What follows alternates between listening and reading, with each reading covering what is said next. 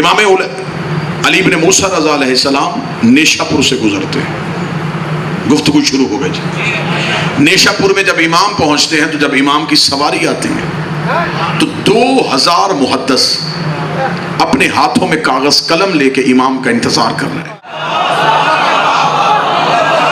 ایک بہت لمبا عرصہ آ چکا ہے کیونکہ اس سے پہلی حجت کو مسلسل قید میں رکھا گیا۔ ایک طویل دورانیہ ہے امام موسیٰ کاظم کی قید کا۔ جب انہیں قید خانے میں رکھ دیا گیا تو امام کے قید خانے میں جانے کی وجہ سے دنیا فیض علم سے محروم ہو چکی تھی۔ میں اپنی نوجوان نسل کے لیے سب سے پہلے یہ بتاؤں کہ آپ پہلے ذہن میں یہ سوال رکھیں کہ ہر دور کا بادشاہ ہر دور کے امام کا قتل کیوں کرتا تھا؟ ہمیں ان تاریخی حقائق کی طرف بڑھنا ہے کہ آخر وجہ کیا تھی کہ جو اس دور کا حکمران ہوتا تھا وہ سب کو چھوڑ کے امام سے دشمنی کیوں کرتا تھا، امام کو قتل کیوں کرتا تھا، جبکہ اس سے پہلے جتنے حکمرانوں نے آئمہ کو قتل کیا وہ ان کا حشر بھی اپنی آنکھوں سے دیکھ چکا ہوتا تھا، لیکن پھر بھی وہ امام کو قتل کرتا تھا۔ وجہ کیا تھی؟ یا تو امام اس سے حکومت کا مطالبہ کرتے تو پھر بنتا کہ وہ حکمرانی چاہتا تھا، امام بھی حکومت چاہتے تھے، لہٰذا حکومت کی وجہ سے لڑائی نہیں۔ جب امام حکومت چاہتے ہی نہیں تھے، کسی بھی دور کے امام نے حکومت کا مطالبہ ہی نہیں کیا، تو ہر دور کے حکمران نے ہر دور کے امام کا قتل کیوں کیا؟ آپ ادھر اپنے آئمہ کے اسم مبارک لکھ دیں، جب آپ قاتلوں میں جائیں گے تو ہر دور میں حکمران اس دور کے امام کا قاتل۔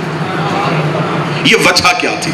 اس وجہ کو میں پھیلاؤں گا تو پھیلاؤ اتنا طویل ہو جائے گا، مجھ سے سمیٹنا مشکل ہو جائے گا۔ مجھے آپ کی سماعتوں پہ ناز ہے، آپ اہل علم ہیں، پہلی سطر پڑھنے لگا ہوں، اگر آپ توجہ کریں گے وضاحت کی ضرورت ہوئی تو کروں گا۔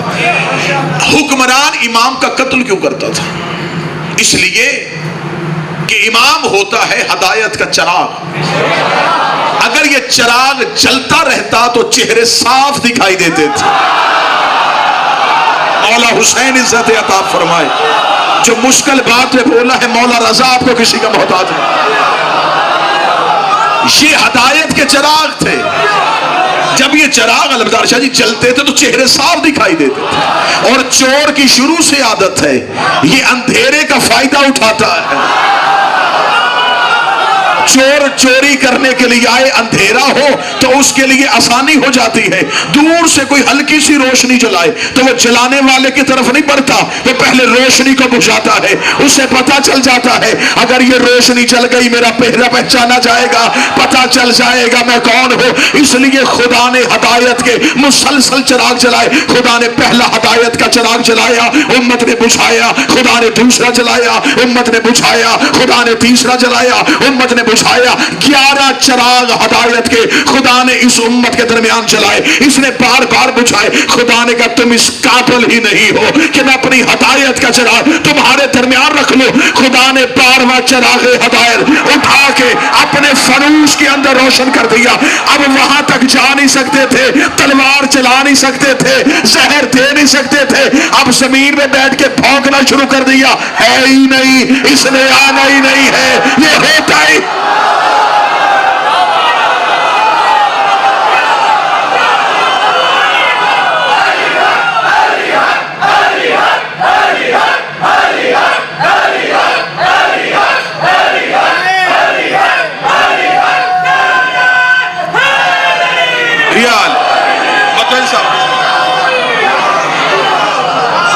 اب جب 12ویں کو زہر نہیں دے سکتے تو اب زمین پہ بیٹھ کے کریں ہیں تو نظر کیوں نہیں آتا؟ اب 36 ملکوں کی فوج اکٹھی کر، چاہے ساری دنیا کی فوج اکٹھی کر، یہ 12ویں کا ظہور روکنے کی تیاری کر رہے ہیں۔ اس لیے تو میر مونس نے کہا تھا فانوس بن کے جس کی حفاظت ہوا کرے وہ شمع کیا بجھے جسے روشن خدا کرے۔ یہ ہدایت کے چراغ